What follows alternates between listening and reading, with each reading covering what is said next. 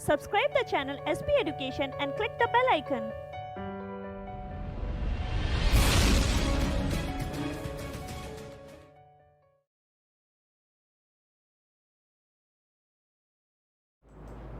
Hello everyone, welcome to SP education and this is Divya.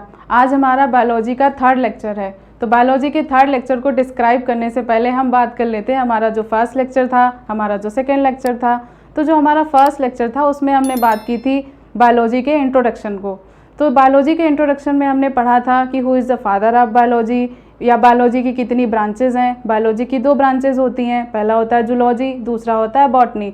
तो zoology के father थे अरस्तु और बॉटनी के फादर थे हमारे थियोफ्रस्टस। उसके बाद में जो हमारी सेकेंड क्लास हुई थी उसमें हमने डिस्कस किया था सिलेबस को। तो सिलेबस को सबसे इम्पॉर्टेंट माना जाता है, क्योंकि अगर हम कोई भी रास्ता चलते हैं तो अगर हमें उसका पता होता है कि हमें जाना कहाँ है तो हमारे लिए जाना इजीली हो जाता है। उसी प्रकार से हमें कोई भी एग्ज़ाम हो, कोई भी कम्पिटिटिव एग्ज़ाम हो, कोई भी वनडे एग्ज़ाम हो, उसको क्लियर करने से पहले हमें ये पता होना चाहिए कि उसका सिलेबस क्या है, तभी हम उसकी अच्छे से प्रिपरेशन कर पाते हैं। तो हमारे सेकेंड लेक्चर में हमने सिलेबस को अपना अच्छे से डिस्क्राइब कर लिया था। अगर आपको वो दोनों वीडियोस देखने हैं तो लिंक डिस्क्रिप्शन में दे रखी है, आप वहाँ जाकर दोनों वीडियोस को अच्छे से देख सकते हैं। तो अब हम बात कर लेते हैं अपने टैक्सोनॉमी का, जो हमारी आज शुरुआत हो रही है। टैक्सोनॉमी में क्या होता है कि एक्चुअली जो बायोलॉजी की शुरुआत होती है वो हमारी यहीं से होती है। मोस्टली जो क्वेश्चंस आते हैं वो हमारे टैक्सोनॉमी से ही स्टार्ट होते हैं। सिलेबस से कोई क्वेश्चन नहीं आता, इंट्रोडक्शन से भी कोई क्वेश्चन नहीं आता, लेकिन जो क्वेश्चंस होते हैं हमारे वो हमारे शुरुआत होते हैं टैक्सोनॉमी से। तो चलिए अब हम टैक्सोनॉमी को अच्छे से देख लेते हैं और डिस्क्राइब कर लेते हैं।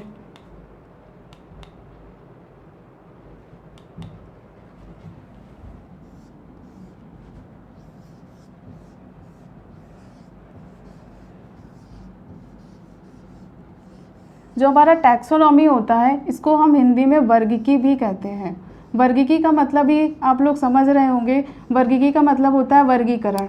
अब जैसे बहुत से एनिमल्स होते हैं, अब वर्गीकी को समझने से पहले हम ये समझ लेते हैं कि जैसे हम कोई भी सब्जेक्ट पढ़ते हैं या कोई भी एग्ज़ाम की तैयारी करते हैं तो सबसे पहले आप ये मान लीजिए कि जैसे हिस्ट्री हो गई, ज्योग्राफी हो गई, पॉलिटिकल साइंस हो गई, इकोनॉमिक्स हो गई, जितने भी सब्जेक्ट्स होते हैं अगर हम उसको एक ही बुक में कंपाइल करके पढ़ने बैठते हैं तो बहुत सारी प्रॉब्लम्स होती हैं, कन्फ्यूज़न होते हैं और सबसे ज़्यादा प्रॉब्लम्स भी होती हैं।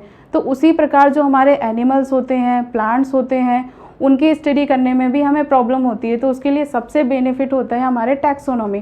टैक्सोनॉमी का मतलब होता है वर्गीकी। तो मतलब कोई भी एनिमल हो, बाहर से देखने में कैसा है, उसका स्ट्रक्चर कैसा है, वो एक कोशिकीय है या बहुकोशिकीय है, तो इन सारी चीज़ों को हम डिस्क्राइब कर लेते हैं अपना टैक्सोनॉमी में।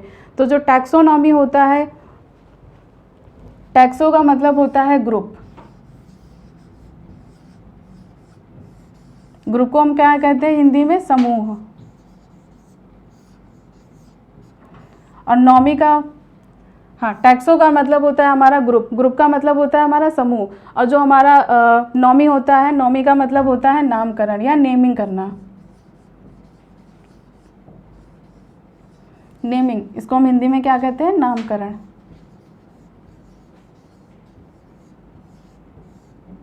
ठीक है।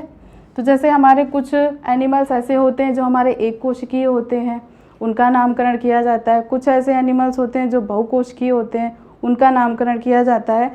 तो एक तरीके से जो हमारी टैक्सोनॉमी है इसमें जो हमारे समूह में एनिमल्स होते हैं उनका नामकरण किया जाता है। अब टैक्सोनॉमी के भी 3 स्टेप होते हैं जिनके अकॉर्डिंग हम उनको अच्छे से डिफ़ाइन कर लेते हैं, उनका नामकरण कर लेते हैं, उनकी स्पीसीज़ को देखते हैं, उनके जीनस को देखते हैं। तो सबसे पहले जो हमारे स्टेप्स होते हैं उनको हम बात कर लेते हैं। तो सबसे पहला जो हमारा स्टेप होता है उसको हम बोलते हैं आइडेंटिफिकेशन। आइडेंटिफिकेशन आप लोगों ने काफ़ी बार सुना होगा। आइडेंटिफिकेशन का मतलब होता है पहचान।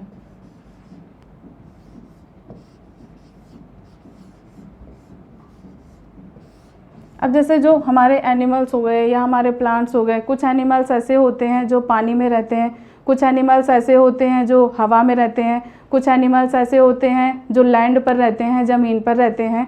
उनको जब हम बाहर से देख लेते हैं तो हम उनका नामकरण करते हैं, उनको हम देखते हैं, उनकी हम पहचान करते हैं कि हाँ ये हवा में रहते हैं, या ये ज़मीन पर रहते हैं, या ये पानी पर रहते हैं। या उनको देख कर बता सकते हैं कि ये बड़ा है, छोटा है, एक कोशिकीय है या बहुकोशिकीय है। तो ये हमारी हो गई आइडेंटिफिकेशन। दूसरा होता है हमारा क्लासिफिकेशन।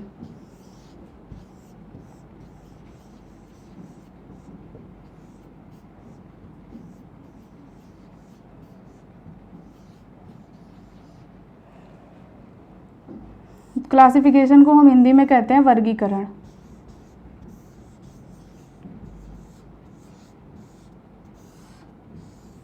तो जो वर्गीकरण होता है, अब जैसे जो हमारे एनिमल्स हो जाते हैं, छोटे होते हैं, कुछ बड़े होते हैं, कुछ ज़्यादा ही बड़े होते हैं, कुछ हमारे पेड़ पर रहते हैं, कुछ पानी में रहते हैं, तो इस हिसाब से इनका क्या किया जाता है, हमारा वर्गीकरण किया जाता है। एक कोशिकी को प्रोटिस्टा में रखा जाता है, बहुकोशिकी को मल्टीसेलुलर में रखा जाता है।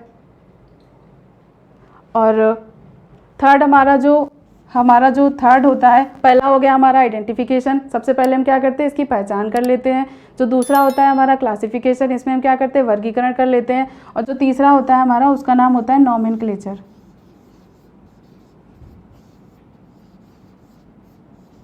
नॉमेनक्लेचर का मतलब होता है नामकरण। उसके बाद में हम क्या करते हैं, उनका नामकरण कर लेते हैं। नामकरण से याद आता है, जैसे आप लोग बताइए ज़रा, जो हम ह्यूमन होता है, जैसे हम लोग हैं, हम लोग क्या हैं, ह्यूमन है। तो जो ह्यूमन होता है उसका अगर हमें नामकरण करना हो तो उसका क्या नाम होगा, तो जो ह्यूमन्स होते हैं उनका नाम होता है होमो सैपियंस। तो होमो क्या हो गई, उसकी स्पीसीज़ हो गई, और सैपियंस क्या हो गई, उसकी जाति हो गई। तो इस तरीके से हम क्या करते हैं, एनिमल्स के नामकरण भी कर लेते हैं। अब नामकरण के बाद में बात आती है हमारी, तो एक बात याद रखिएगा, जो हमारा आइडेंटिफिकेशन होता है, यहाँ से रिलेटेड क्वेश्चंस पेपर में नहीं आते। केवल हमें ये पता होना चाहिए कि बाहरी आवरण कैसा है, छोटा है, बड़ा है, कहाँ रहता है, इसके अकॉर्डिंग हम उसको आइडेंटिफाई कर सकते हैं। जैसे ह्यूमन होते हैं, ह्यूमन कहाँ रहते हैं, ज़मीन पर रहते हैं। मछलियाँ कहाँ रहती हैं, पानी में रहती हैं। बर्ड्स कहाँ होते हैं, एयर में रहते हैं, हवा में रहते हैं। तो ये केवल आइडेंटिफिकेशन है, यहाँ से रिलेटेड जो क्वेश्चंस होते हैं वो हमारे एग्जाम्स में नहीं आते हैं। क्वेश्चंस आते हैं तो हमारे क्लासिफिकेशन से आते हैं और हमारे नॉमेनक्लेचर से आते हैं। मोस्ट प्रोबेबली जो हमारे वनडे एग्जाम्स के क्वेश्चन होते हैं वो हमारे क्लासिफिकेशन से ही आते हैं। तो अब हम बात कर लेते हैं या डिस्कस कर लेते हैं क्लासिफिकेशन को। तो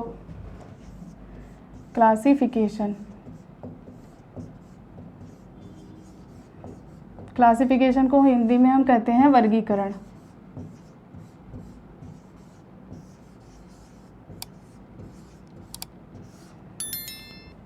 तो वर्गीकरण को पढ़ने से पहले हमें ये पता होना चाहिए कि वर्गीकरण की ज़रूरत क्यों पड़ी।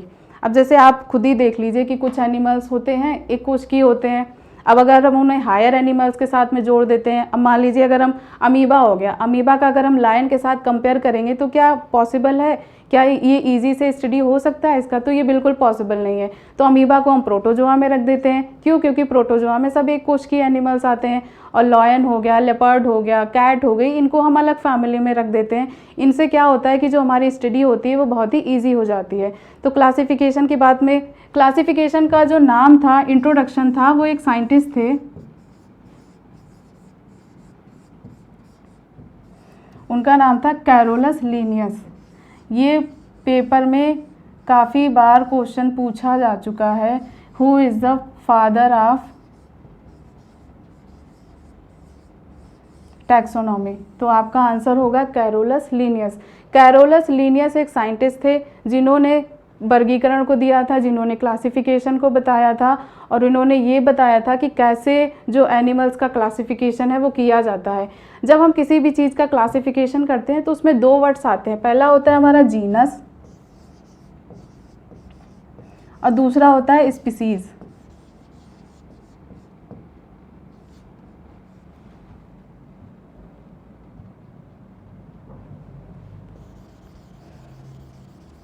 तो पहला हो गया हमारा जीनस और दूसरा हमारा हो गया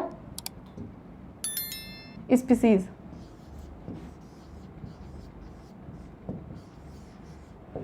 तो जो हमारा नेम होता है, मान लीजिए जैसे हम रोज़ को लेकर डिस्क्राइब कर लेते हैं। जैसे रोज़ होता है, गुलाब होता है, उसका जो बोटैनिकल नेम होता है वो होता है रोज़ा इंडिका। तो यहाँ पर जो जीनस है रोज़ का वो हो गया हमारा रोज़ा, और जो स्पीसीज हो गई वो हमारी हो गई इंडिका। तो रोज़ का बोटानिकल नेम क्या हो गया, दोनों को मिलाकर अगर हम लिख देंगे रोज़ा इंडिका। इसी तरीके का जो क्लासिफिकेशन था वो हमारे कैरोलस लीनियस सर ने दिया था। इन्होंने ये बताया था कि जो भी स्पीसीज़ होती हैं उनका जो जीनस होता है और उनकी जो स्पीसीज़ होती है, उन दोनों को अगर हम कंबाइंड फॉर्म में लिखेंगे तो उनका बोटानिकल या जूलॉजिकल नेम हो जाएगा। जब जैसे हम प्लांट्स की बात करते हैं तो प्लांट्स में बोटैनिकल नेम आते हैं, और अगर हम एनिमल्स की बात करते हैं तो उनके जूलॉजिकल नेम्स आ जाते हैं। तो इन्होंने एक बुक लिखी थी जिसका नाम था सिस्टेमा नेचुरी।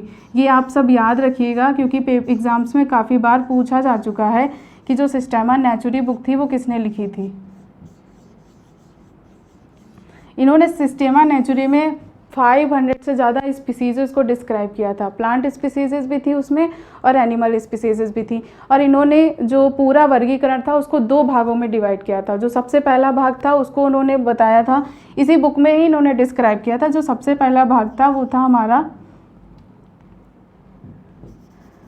Animal kingdom. जो सबसे पहला भाग इन्होंने डिस्क्राइब किया था उसका नाम था एनिमल किंगडम।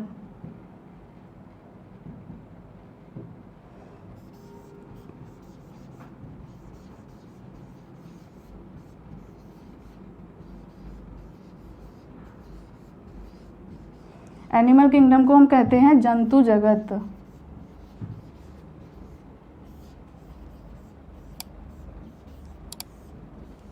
ठीक है, एक बात याद रखिएगा, जैसे कुछ टर्मिनोलॉजी ऐसी होती है जिसको इंग्लिश में भी वही कहते हैं, हिंदी में भी वही कहते हैं। तो एक बात याद रखिएगा कि जो हम साइंटिस्ट के नेम होते हैं ये हिंदी में भी वही होते हैं, इंग्लिश में भी वही होते हैं। अब जैसे सिस्टेमा नेचुरी ये एक बुक का नाम है, इसको हम हिंदी में भी सिस्टेमा नेचुरी लिखेंगे देवनागरी लिपि में, और इंग्लिश में भी तो सिस्टेमा नेचुरी लिखा ही है। ऐसे जो एनिमल किंगडम है इसको हम क्या बोलते हैं, जंतु जगत बोलते हैं। और जो दूसरा इन्होंने किंगडम दिया था वो था इन्होंने प्लांट किंगडम।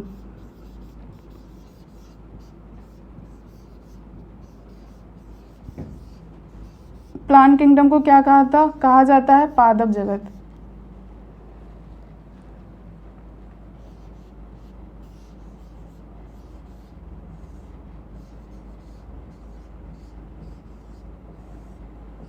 ठीक है, तो इन्होंने क्या किया था, जितना भी क्लासिफिकेशन दिया था, इन्होंने जितने एनिमल्स थे उनको इन्होंने एनिमल किंगडम में रख दिया, और जितने भी प्लांट्स थे इन्होंने उनको प्लांट किंगडम में रख दिया।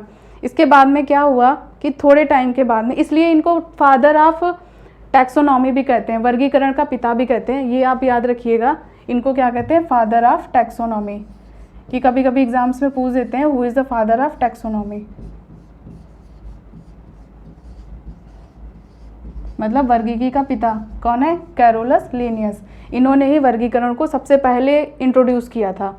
अब एनिमल किंगडम हो गया, प्लांट किंगडम हो गया। इसके बाद में कुछ एनिमल्स ऐसे भी होते हैं जो ना तो एनिमल्स में रखे गए ना ही प्लांट में रखे गए। अब उनके लिए एक अलग ग्रुप की ज़रूरत पड़ी।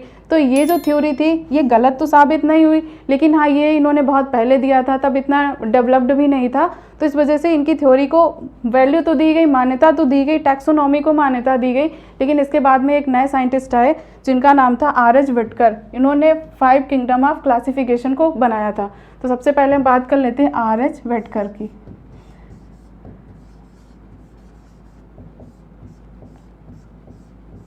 तो ये जो साइंटिस्ट थे R.H. विटकर, इन्होंने बताया कि एनिमल किंगडम होता है, प्लांट किंगडम भी होता है, उसके अलावा कुछ और किंगडम भी होते हैं। तो इन्होंने 5 किंगडम को बताया था। अब हम उनको डिस्कस कर लेते हैं। तो जो सबसे पहला इन्होंने किंगडम बताया था वो बताया था इन्होंने मोनेरा। मोनेरा को हिंदी में भी हम मोनेरा ही कहते हैं, इसके लिए कोई अलग से हिंदी वर्ड नहीं है। दूसरा जो इन्होंने बताया था वो बताया था इन्होंने प्रोटिस्टा।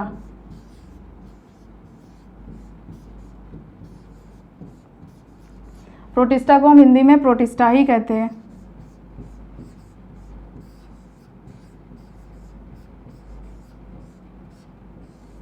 थर्ड जो इन्होंने बताया था वो बताया था इन्होंने फंजाई। फंजाई को हम कवक कहते हैं हिंदी में। और जो फोर्थ था वो था प्लांट्स, प्लांटी, जिन्हें हम क्या कहते हैं, पादप जगत या पादप। और जो हमारा 5 था उसका नाम था हमारा एनिमिलिया।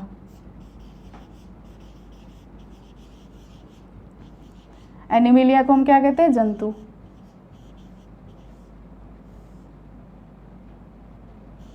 तो जो R.H. विटकर साइंटिस्ट थे, इन्होंने 5 में डिवाइड किया था, 5 किंगडम में डिवाइड किया। तो जो सबसे पहला था हमारा वो था मोनेरा, जो दूसरा था हमारा वो था प्रोटिस्टा, जो तीसरा था वो हमारा था कवक, चौथा था पादप और 5वें थे जंतु। इस थ्योरी को हर साइंटिस्ट ने हर जगह पर मान्यता दी थी। अब हम बात कर लेते हैं सबसे पहले मोनेरा को लेकर। तो जो मोनेरन्स होते हैं, तो सबसे पहला हमारा क्या था, मोनेरा। अब हम बात कर लेते हैं मोनेरा के कैरेक्टरिस्टिक्स की, कि हम कैसे डिफाइन करेंगे कि मोनेरा क्या होते हैं, इनके कैरेक्टरिस्टिक्स क्या होते हैं, ये कैसे काम करते हैं और ये कहाँ रहते हैं। तो सबसे पहला होता है ये प्रोकैरियोट्स होते हैं।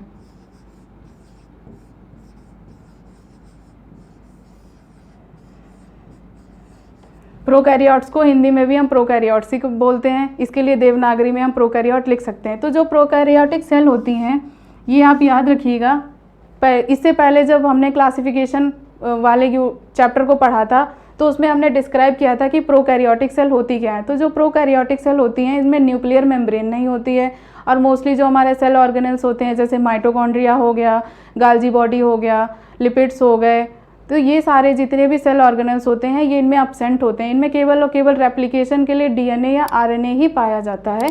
तो ये हो गए हमारे प्रोकैरियोट्स।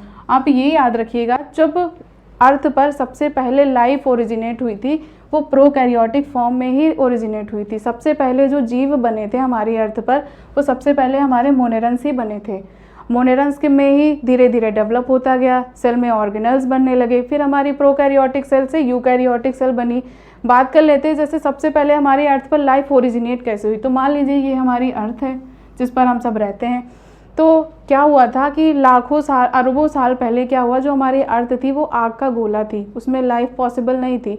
धीरे धीरे क्या हुआ, बारिश होती गई, बारिश होने से क्या हुआ, धीरे धीरे अर्थ ठंडी हुई, ठंडी होने से उस पर पानी रुकने लगा, पानी बरसता था, बारिश होती थी, तो जो वाटर था वो सारा वेपर बन के ऊपर एटमॉस्फेयर में चला जाता था। तो धीरे धीरे क्या हुआ, जो अर्थ थी वो ठंडी हुई, ठंडी होने से वहाँ के एटमॉस्फेयर में हाइड्रोजन था, नाइट्रोजन था। लेकिन ये याद रखिएगा कि जो सबसे पहले अर्थ थी उस पर ऑक्सीजन नहीं था। हमारा जो एटमॉस्फेयर था वो रिड्यूसिंग नेचर का था।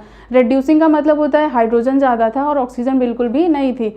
तो उससे क्या हुआ कि जब बारिश होती गई, अब जैसे आजकल हम लोग अम्लीय वर्षा के बारे में पढ़ते हैं कि जब बारिश होती है तो जितने भी एसिड होते हैं, जैसे सल्फर डाइऑक्साइड के साथ वाटर मिल जाता है तो सल्फ्यूरिक एसिड बन जाता है। तो इस तरीके का उस टाइम भी हुआ कि एलिमेंट्स के साथ में वाटर वेपर जब मिली तो क्या हुआ, धीरे धीरे अमीनो एसिड बने। सारा जितना भी बारिश होता था वो हमारी अर्थ पर धीरे धीरे पानी रुकने लगा। जब पानी रुकने लगा तो हाइड्रोजन और नाइट्रोजन ने मिलकर अमोनिया बनाया, हाइड्रोजन और ऑक्सीजन ने मिलकर क्या बनाया, वाटर बनाया। तो धीरे धीरे वाटर एग्जिस्ट करने लगा अर्थ पे, अमोनिया हुई। तो आप लोगों को ये पता होगा कि जो हमारे अमीनो एसिड्स होते हैं, जो हमारी प्रोटीन्स होती हैं, प्रोटीन्स मिलकर बनी होती हैं अमीनो एसिड से। तो एक बार देख लेते हैं कि जो हमारा प्रोटीन होता है, प्रोटीन तो आप सब जानते होंगे हमारे क्या होते हैं, बॉडी बिल्डिंग का काम करते हैं, शरीर में टूट फूट की मरम्मत करते हैं। तो प्रोटीन का जो बेसिक यूनिट होता है वो होता है अमीनो एसिड।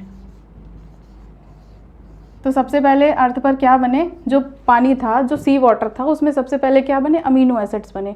तो ये जो अमीनो एसिड बने ये धीरे धीरे पानी में रहते गए रहते गए रहते गए। तो क्या हुआ, इनके चारों तरफ एक वॉल बन गई जिसको हमने सेल वॉल कह दिया। जब सेल वॉल बन गई उसके अंदर मटेरियल एग्जिस्ट करने लगा तो वो क्या हो गई, प्रोकैरियोटिक सेल बन गई। तो वही प्रोकैरियोटिक सेल को हम किस में पढ़ते हैं, मोनेरन्स में पढ़ते हैं। तो ये क्या होते हैं, प्रोकैरियोट्स होते हैं। इतना समझ में आ गया होगा आपको।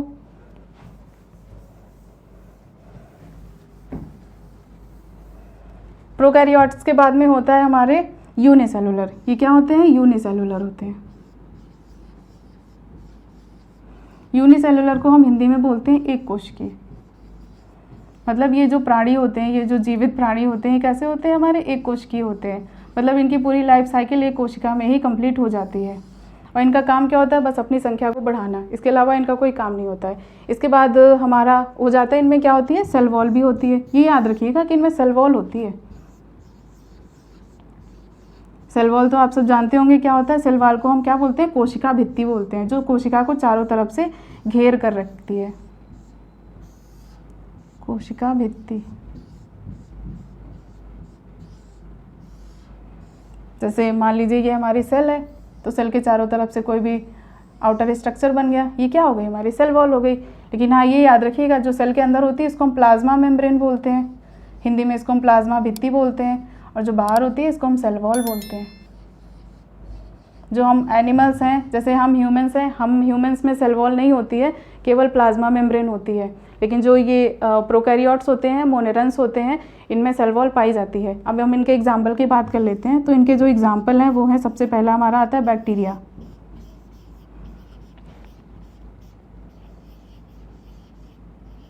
बैक्टीरिया को हम हिंदी में क्या कहते हैं? जीवाणु।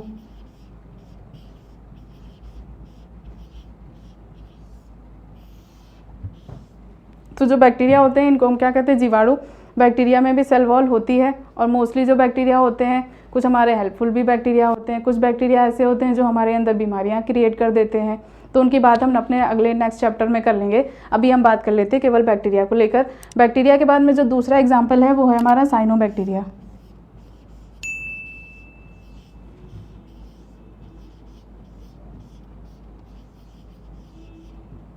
साइनोबैक्टीरिया को हम हिंदी में बोलते हैं नील हरित शैवाल।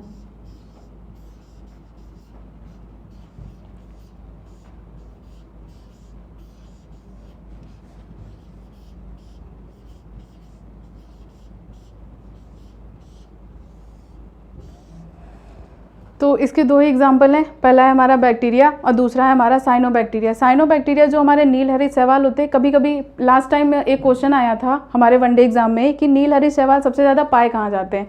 तो ये याद रखिएगा, ये मार्सी एरिया में, दलदली क्षेत्र में पाए जाते हैं। और ज़्यादातर जैसे गाँव में जो धान के खेत होते हैं, जिन्हें हम पैडी फील्ड बोलते हैं, पैडी फील्ड में मोस्टली नील हरित शैवाल ही पाए जाते हैं। और इनका सबसे इंपॉर्टेंट काम आप सबको पता है क्या होता है? इनका जो सबसे मोस्ट इंपॉर्टेंट काम होता है, ये कीमोसिंथेटिक बैक्टीरिया होते हैं। कीमोसिंथेटिक का मतलब केमिकल को सिंथेसाइज करते हैं। और किसका ये सिंथेसाइज करते हैं? मीथेन गैस का। तभी इन्हें हम क्या कहते हैं? इन्हें हम मीथेनोजेनस बैक्टीरिया भी कहते हैं। क्यों कहते हैं? क्योंकि ये मीथेन को प्रोड्यूस करते हैं, जिसका यूज़ जो पैडी फील्ड में जो प्लांट्स होते हैं वो एज अ फर्टिलाइज़र यूज़ करते हैं। तो ये एक तरीके से ऑर्गेनिक फर्टिलाइज़र का यूज़ भी में भी यूज़ होता है इसका, नील हरित शैवाल का। तो ये याद रखिएगा कि जो हमारे नील हरित शैवाल होते हैं ये कहाँ पाए जाते हैं? सबसे ज़्यादा पैडी फील्ड में। पैडी फील्ड को हिंदी में हम बोलते हैं धान के खेत। और ये क्या होते हैं? कीमोसिंथेटिक होते हैं।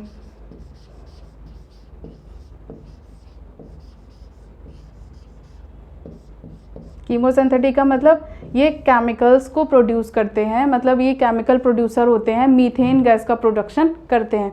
तो एग्जाम्पल में साइड में आप लिख लीजिएगा कि they are methane producer. Methane का फॉर्मूला होता है CH4। आप हिंदी में भी लिख सकते हैं इसको मीथेन। अब उसके बाद में हम बात कर लेते हैं इनके पोषण की। पोषण में क्या होता है कि मतलब ये कैसे होते हैं? सबसे पहला तो ये याद रखिएगा, ये हेट्रोट्रॉपिक होते हैं। जितने भी मोनेरन्स होते हैं कैसे होते हैं? हेट्रोट्रॉपिक होते हैं। हेट्रोट्रॉपिक का मतलब होता है विषमभोजी। मतलब ये अपना जो भी खाना होता है ये क्या करते हैं? दूसरों के ऊपर डिपेंड करते हैं, दूसरों से लेते हैं। जैसे हम ही होते हैं, हमारा जो कोलोन होता है, हमारी जो बड़ी आंत होती है, उसका जो सबसे लास्ट पार्ट होता है उसका नाम होता है कोलोन। कोलोन में एक बैक्टीरिया पाया जाता है जिसका नाम है ई कोलाई। ये आप नोट कर लीजिएगा, ये मोस्टली एग्जाम्स में कभी कभार पूछ देते हैं कि ह्यूमन के जो लार्ज इंटेस्टाइन होती है उसमें कौन सा बैक्टीरिया पाया जाता है। तो बैक्टीरिया का नाम है ई कोलाई। इसका पूरा नाम है एस्चीरिया कोलाई, मैंने शॉर्ट में लिखा है ई कोलाई। तो ये याद रखिएगा। तो ये विषमभोज, जैसे ये ई कोलाई बैक्टीरिया है, कहाँ होता है? हमारी बड़ी आंत में होता है। तो हमारा जितना भी वेस्टेज फूड मटेरियल होता है डाइजेशन के बाद में कहाँ जाता है? बड़ी आंत में जाता है। क्योंकि बड़ी आंत में डाइजेशन का तो कोई प्रोसेस होता नहीं है, केवल वाटर एब्जॉर्ब होता है, पानी को ऑब्जॉर्व करता है जो बड़ी आंत होती है।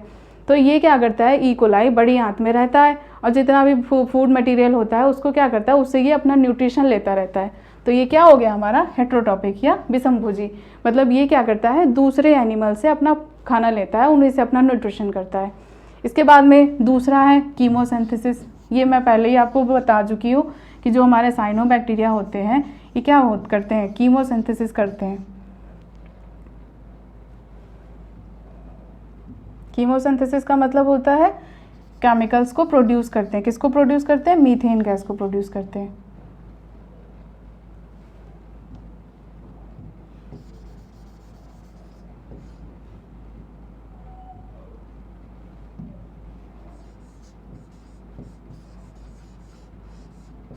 कैसे होते हैं? कीमोसिंथेटिक होते हैं। मतलब किसको प्रोड्यूस करते हैं? मीथेन गैस को प्रोड्यूस करते हैं। मीथेन का फॉर्मूला होता है CH4। ठीक है, आई होप इतना आपको समझ में आया होगा मोनेरन्स। मोनेरा के बाद अब हम बात कर लेते हैं प्रोटिस्टा की। तो जो हमारा सेकेंड क्लासिफिकेशन था, जो हमारा सेकेंड था, वो क्या था? प्रोटिस्टा था। पहला मोनेरा कंप्लीट हो गया, अब हम बात कर लेते हैं प्रोटिस्टा की। तो जो प्रोटिस्टा हैं इनको हिंदी में भी प्रोटिस्टा ही बोलते हैं, इनके लिए इंग्लिश के लिए कोई अलग से वर्ड नहीं आता है।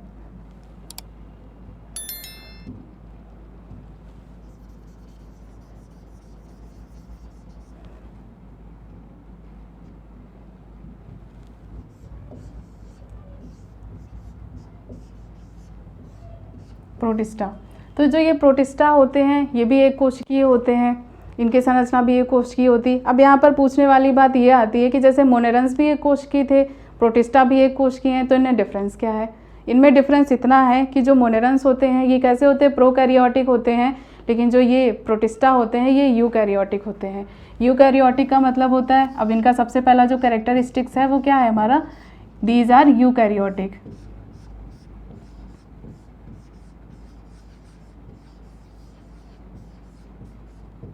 यूकैरियोटिक को हिंदी में हम यूकैरियोटिक ही कहते हैं। यूकैरियोटिक वो कोशिकाएं होती हैं जो पूरी तरीके से कंप्लीट कोशिकाएं होती हैं। इनमें जो कैरियोन्स होते हैं, कैरियोन्स का मतलब न्यूक्लियस, इनमें जो न्यूक्लियस होता है वो पूरा कंप्लीट फॉर्म में होता है।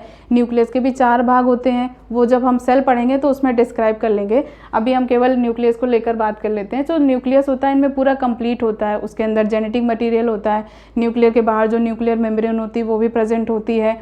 माइटोकॉन्ड्रिया भी होता है, गाल्जी बॉडी भी होते हैं, प्लास्टिड्स भी होते हैं, लवक भी होते हैं, वैक्यूल्स भी होती हैं। मतलब जितनी भी सेल में हमारे ऑर्गेनल्स होते हैं सबके सब हमारे यूकैरियोटिक कोशिकाओं में प्रेजेंट होते हैं। तो मोनेरन्स में और प्रोटिस्टा में ये एक मेन डिफरेंस होता है कि monerans are prokaryotics and protista are eukaryotic. इसके बाद में हम दूसरा बात कर लेते हैं, इनमें भी सेल वॉल प्रेजेंट होती है। सेल वॉल को क्या कहते हैं? कोशिका भित्ति।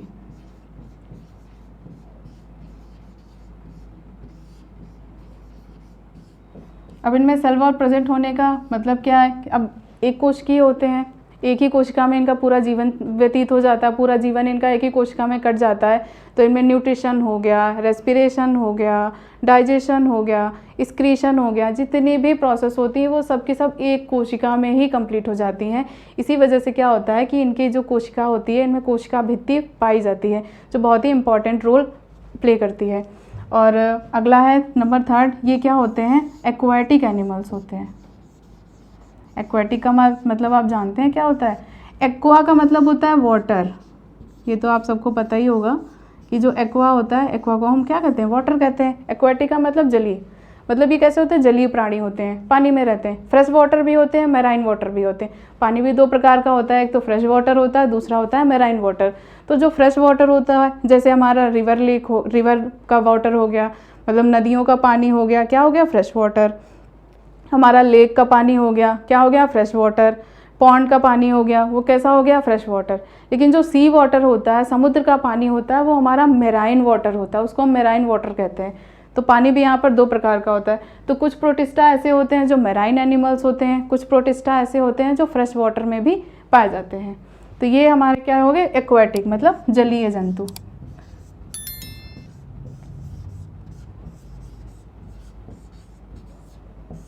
अब हम इनके एग्जाम्पल को बात कर लेते हैं। तो सबसे पहला एग्जाम्पल है, आप सबने मोस्टली सुना होगा, उसका नाम है अमीबा।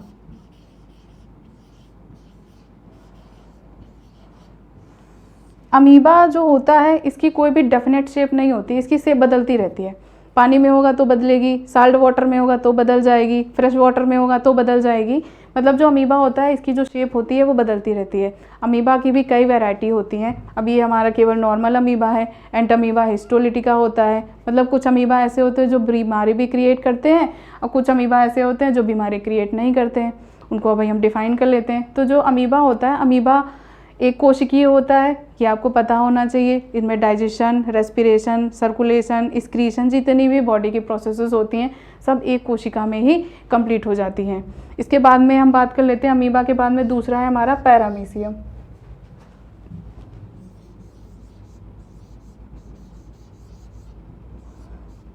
पैरामीशियम को हिंदी में हम पैरामीशियम ही कहते हैं। एक बात याद रखिएगा कि क्वेश्चंस में पूछ देते हैं कि जो स्लीपर एनिमल्स होता है, जिसे हम हिंदी में चप्पल जंतु कहते हैं, एग्जाम में कभी चप्पल जंतु नहीं पूछा गया है, बस स्लीपर एनिमल पूछा जाता है। तो जो स्लीपर एनिमल होता है वो हमारा क्या होता है, पैरामीशियम होता है। क्यों इसको स्लीपर एनिमल क्यों कहते हैं, क्योंकि इसका जो शेप होता है वो ऐसा होता है, इस तरीके का इसका शेप होता है, इस वजह से हम इसको क्या कहते हैं, स्लीपर एनिमल कहते हैं, क्योंकि ये उसी शेप का होता है। ये हो गया हमारा पैरामीशियम। इसके बाद हम बात कर लेते हैं यूग्लिना की। जो हमारा थर्ड एग्जाम्पल है वो क्या है, यूग्लिना। यूग्लिना इस बहुत इंपॉर्टेंट है, क्योंकि यूग्लिना से रिलेटेड काफ़ी सारे क्वेश्चंस आते रहते हैं। तो जो यूग्लिना होता है ये प्लांट और एनिमल के बीच की कनेक्टिंग लिंक भी बोला जाता है। तो ये पॉइंट आप सब नोट कर लीजिएगा कि यूग्लिना को प्लांट और एनिमल्स के बीच की कनेक्टिंग लिंक बोला जाता है। तो चाहे तो इसको आप नोट डाल के लिख लेना या ऐसे ही लिख लेना, यूग्लिना कनेक्टिंग लिंक बिटवीन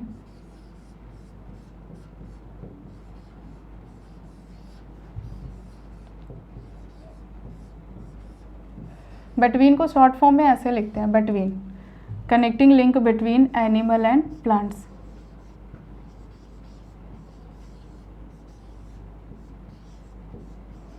आप सबको पता है कि यूग्लिना को connecting link animals between plants and animals क्यों कहते हैं। कनेक्टिंग लिंक का मतलब होता है संयोजक कड़ी। संयोजक कड़ी ऐसे एनिमल्स होते हैं जिनमें दो स्पीसीज़ के कैरेक्टर पाए जाते हैं। जैसे यूग्लिना हो गया, यूग्लिना को एनिमल और प्लांट के बीच की कनेक्टिंग इसलिए बोलते हैं क्योंकि इसमें एनिमल के भी कुछ कैरेक्टर पाए जाते हैं और कुछ प्लांट्स के कैरेक्टर्स भी पाए जाते हैं। तो एनिमल्स के कैरेक्टर को बात कर लेते हैं। तो जो एनिमल कैरेक्टर होता है इसमें क्या होता है, ये मोशन करता है, मतलब गति करता है, एक जगह से दूसरी जगह चला जाता है। तो ये हो गया हमारा एनिमल कैरेक्टर। और जो दूसरा कैरेक्टर है प्लांट कैरेक्टर, जो यूग्लिना होता है, इसमें कहीं कहीं पर क्या होता है, इसकी जो सेल होती है उसमें कहीं कहीं पर हरित लवक पाए जाते हैं, जिनको हम क्लोरोफिल बोलते हैं। क्लोरोफिल पाया जाता है।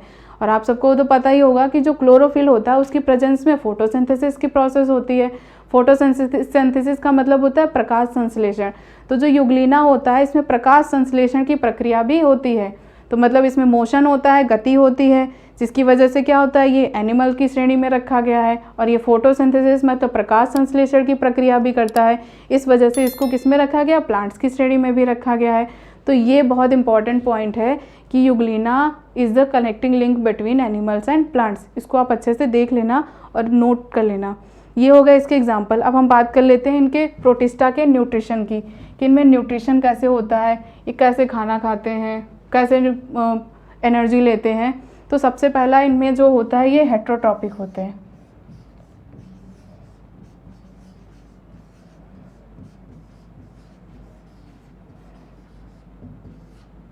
हेट्रोट्रॉपिक का मतलब विषमभोजी, मतलब ये क्या करते हैं, दूसरे एनिमल्स पर डिपेंड होते हैं, मतलब खाने के लिए इन्हें दूसरे एनिमल्स की ज़रूरत पड़ती है। जो दूसरा होता है, पहला हो गया हमारा हेट्रोट्रॉपिक, दूसरा हो गया ऑटोट्रॉपिक। ऑटोट्रॉपिक का एग्जाम्पल याद रखिएगा। ऑटोट्रॉपिक होते हैं, इन्हें हम, जो हमारे ऑटोट्रॉपिक होते हैं इन्हें हम स्वभोजी भी बोल सकते हैं, इन्हें हम प्रोड्यूसर भी बोल सकते हैं। मतलब ऑटोट्रॉपिक मतलब इसको हम क्या बोलते हैं, स्वपोषण। मतलब ये अपना पोषण स्वयं करते हैं। इसका एग्जाम्पल अभी मैंने थोड़ी देर पहले बताया था। इसका एग्जाम्पल क्या है, यूग्लिना। जैसे हमारे जो प्लांट्स होते हैं, पौधे होते हैं, ये प्रकाश संश्लेषण की प्रक्रिया करते हैं, और जब प्रकाश संश्लेषण की प्रक्रिया करते हैं तो अपना भोजन स्वयं बना लेते हैं। तो ये क्या हो गए, ऑटोट्रॉप्स हो गए। ऐसे जो यूग्लिना होता है इसमें ये भी क्या करता है, प्रकाश संश्लेषण की प्रक्रिया करता है और अपना भोजन स्वयं बना लेता है। तो ये क्या हो गया, हमारा ऑटोट्रॉप्स हो गया। अब हम बात कर लेते हैं अपना, ये हमारा पहला क्या हो गया, मोनेरंस हो गए, दूसरे हमारे प्रोटिस्टा हो गए। अब थर्ड हम बात कर लेते हैं स्पोरोफिटिक की, फंजाई की।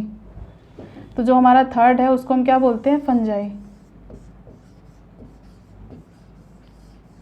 इसको हम हिंदी में बोलते हैं कवक।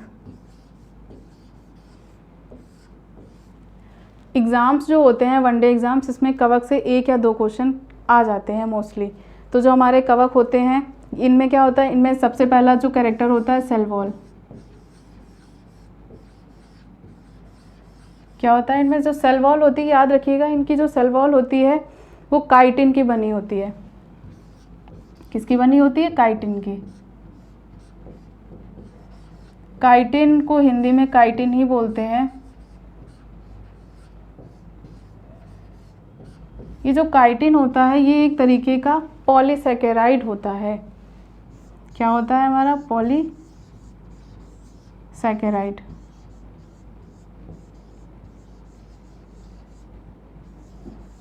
अब आप सबको ये पता होना चाहिए कि पॉलीसैकेराइड क्या होते हैं।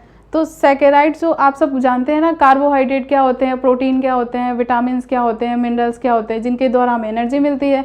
कार्बोहाइड्रेट से एनर्जी मिलती है, फैट से एनर्जी मिलती है। प्रोटीन का काम क्या होता है? बॉडी बिल्डिंग करना, मतलब हमारे शरीर में जो टूट फूट की मरम्मत होती है उसको अच्छे से बनाना। तो जो सैकेराइड्स होते हैं ये कार्बोहाइड्रेट की यूनिट होती है, मतलब जो कार्बोहाइड्रेट होता है हमारा वो सैकेराइड से मिलकर बना होता है। जैसे एक यूनिट हो गई कार्बोहाइड्रेट की, वो हो गया मोनोसैकेराइड। 2 यूनिट हो गई डाइसैकेराइड। 3 यूनिट हो गई ट्राइसैकेराइड। और 3 से ज़्यादा हो गई तो उनको हम ऑलिगोसैकेराइड बोलते हैं। और 10 से या 12 से ज़्यादा यूनिट हो गई तो उसको हम पॉलीसैकेराइड बोलते हैं।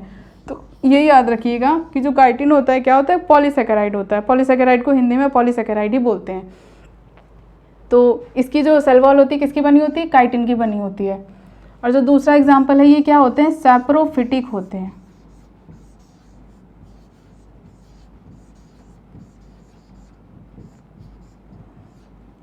कैसे होते हैं? सैप्रोफिटिक नेचर में होते हैं। सैप्रोफिटिक का मतलब होता है मृतोपजीवी।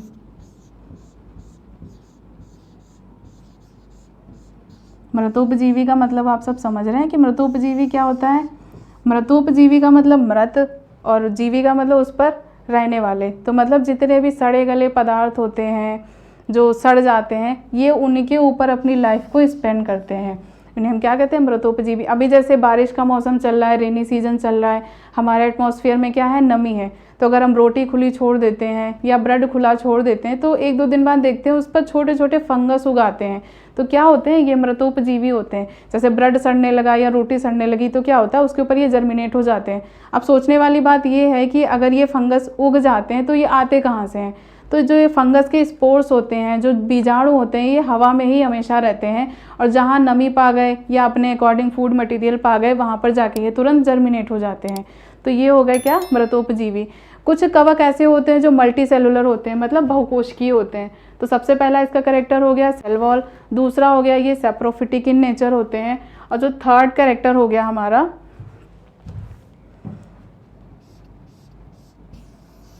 एक बार फिर से हम इसको ओवरव्यू कर लेते हैं। फंजाई, इनकी सबसे पहला क्या होता है? सेल वॉल होता है। सेल वॉल किसकी बनी होती है? इनकी काइटिन की बनी होती है। दूसरा क्या होता है? सैप्रोफिटिक नेचर के होते हैं। मतलब क्या होता है सैप्रोफिटिक नेचर? मृतोपजीवी होते हैं। और जो तीसरा होता है इनका वो होता है हमारा मल्टी सेलुलर।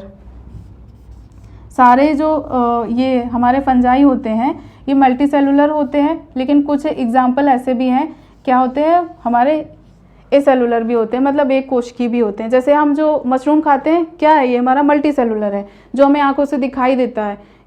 और जो एसेलुलर होते हैं, एक कोशिकीय होते हैं, वो कैसे होते हैं? माइक्रोस्कोपिक होते हैं, वो हमें आंखों से दिखाई नहीं देते हैं।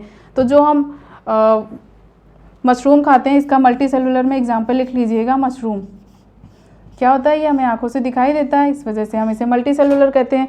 और जो दूसरा होता है हमारा ए सेलुलर। ए सेलुलर का एग्जाम्पल होता है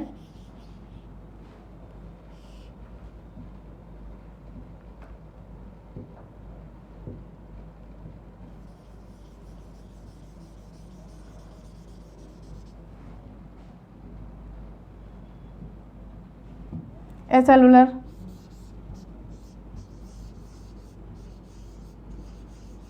जो एसेलुलर होता है इसका जो मोस्टली यूज़ होता है हम डेली लाइफ में भी करते हैं, जिसका नाम होता है ईस्ट।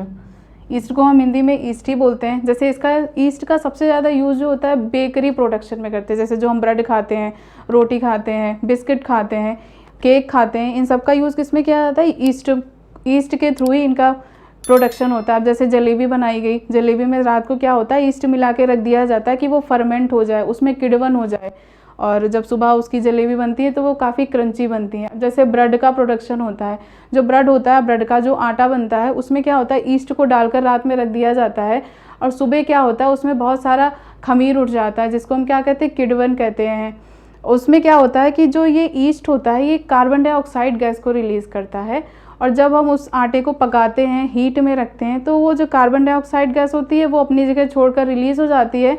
तो जहाँ जहाँ पर कार्बन डाइऑक्साइड गैस रखी हुई होती है, बची हुई होती है, तो वहाँ पर क्या होते हैं, गैस तो पहले से ही निकल गई गर्म होने से, तो वहाँ पर स्पेस खाली बच जाता है। इसी की वजह से जो ब्रेड होता है वो कैसा होता है, स्पंजी बनता है। इसी ईस्ट की वजह से जो ब्रेड होता है वो स्पंजी होता है। ठीक है, तो ये हमारा हो गया क्या, ईस्ट। इनका जो न्यूट्रिशन तो बात कर ली, मृतोपजीवी होते हैं, हमेशा सड़े गले पदार्थों पर ही लाइफ अपनी स्पेंड करते हैं। एक एग्जांपल एक नोट कर लीजिएगा, बहुत इंपॉर्टेंट है, जिसको हम कहते हैं लाइकेन। ये मोस्टली एग्जाम्स में पूछ देते हैं, लाइकेन्स क्या होते हैं।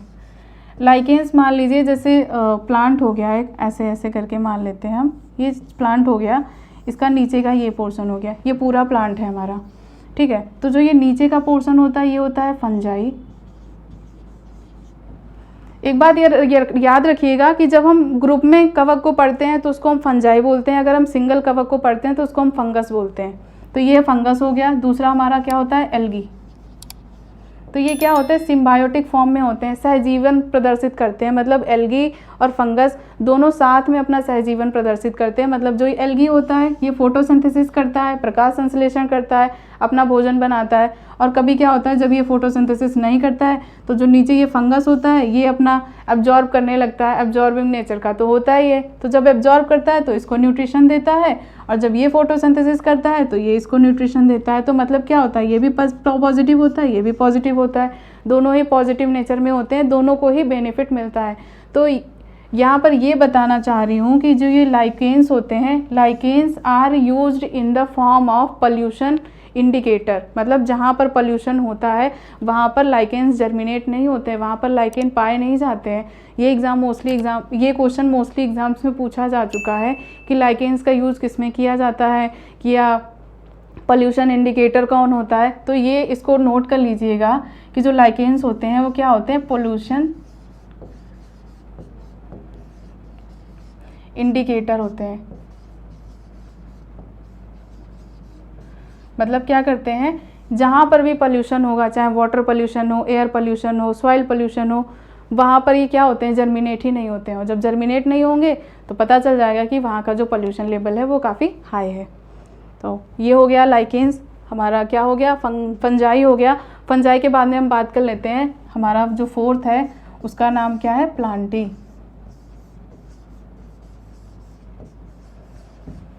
इसको हम क्या कहते हैं, पादप जगत।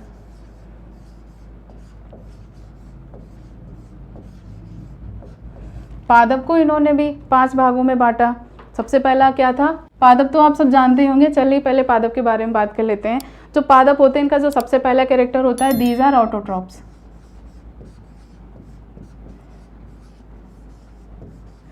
ऑटोट्रॉप्स का मतलब होता है स्वभोजी, मतलब ये अपना भोजन स्वयं बनाते हैं, ये किसी के ऊपर डिपेंडेंट नहीं होते हैं।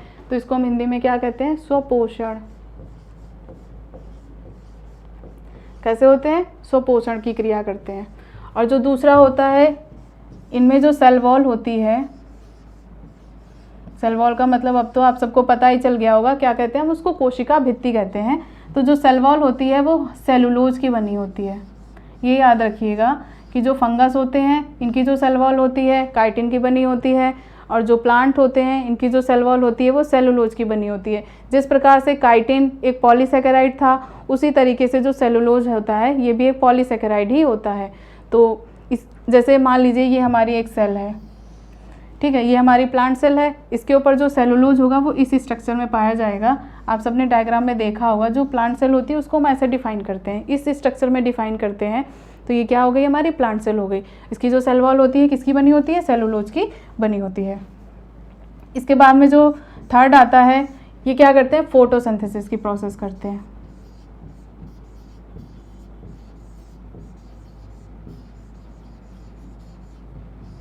फोटोसिंथेसिस को हम हिंदी में क्या बोलते हैं, प्रकाश संश्लेषण।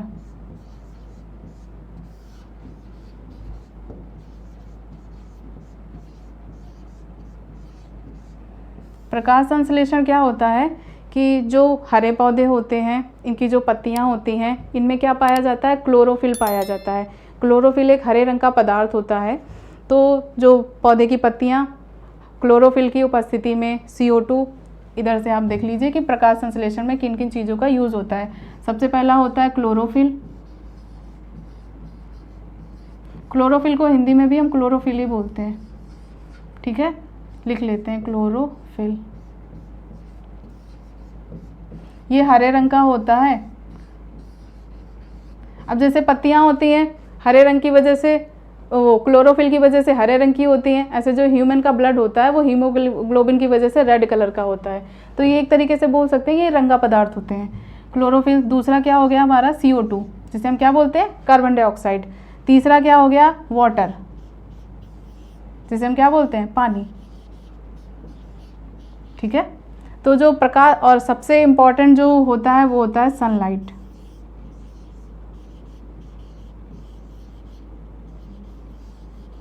सनलाइट को तो पता ही है क्या बोलते हैं, प्रकाशीय ऊर्जा, प्रकाश की लाइट।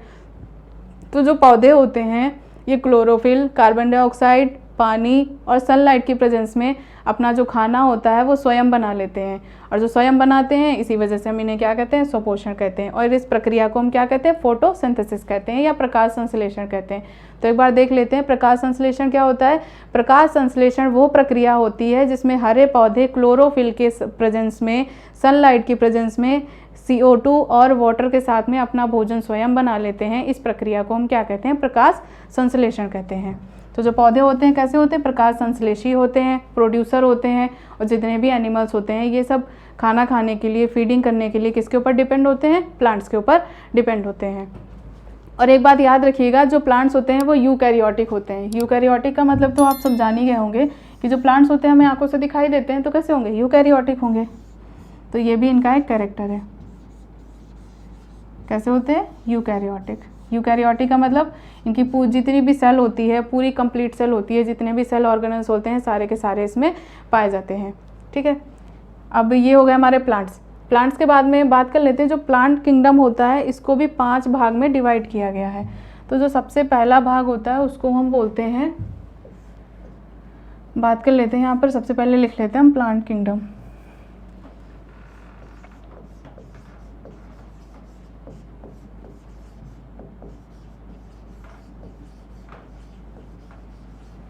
तो जो सबसे पहला होता है उसको हम बोलते हैं थैलोफाइटा।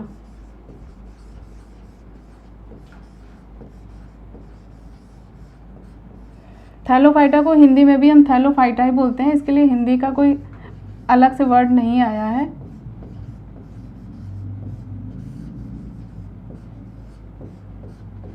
अब ये बताइए कि जो थैलोफाइटा होता है इनको हम थैलोफाइटाई क्यों बोलते हैं, क्योंकि जो थैलोफाइट्स एनिमल्स होते हैं इनमें जो लीव्स होती हैं मतलब पत्तियाँ, इनमें जड़ होती है, इनमें तना होता है, ये डिफ्रेंशिएट नहीं होते हैं। इनका जो स्ट्रक्चर होता है, मान लीजिए ये प्लांट है तो इनका जो स्ट्रक्चर होगा वो इसी तरीके से होगा। यही इनका पूरा स्ट्रक्चर होता है, बॉडी का स्ट्रक्चर। मतलब ना तो इनमें जड़ होगा, ना इनमें तना होगी, ना इनमें पत्तियाँ होंगी। मतलब एक थैलस की जैसी संरचना होती है। कैसी होती है संरचना, थैलस की जैसी संरचना पाई जाती है।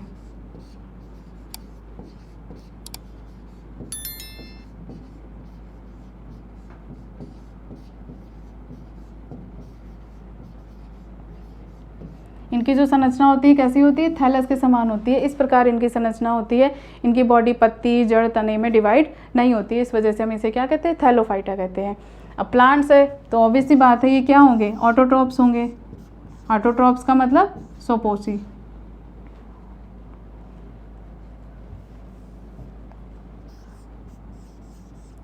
ऑटोट्रॉप्स, ऑटोट्रॉप्स का मतलब क्या होगा, स्वपोषी, मतलब अपना भोजन स्वयं बना लेंगे। और ये और थर्ड जो इनका हो जाएगा वो क्या हो जाएगा, फोटोसिंथेसिस, मतलब ये प्रकाश संश्लेषण भी करेंगे।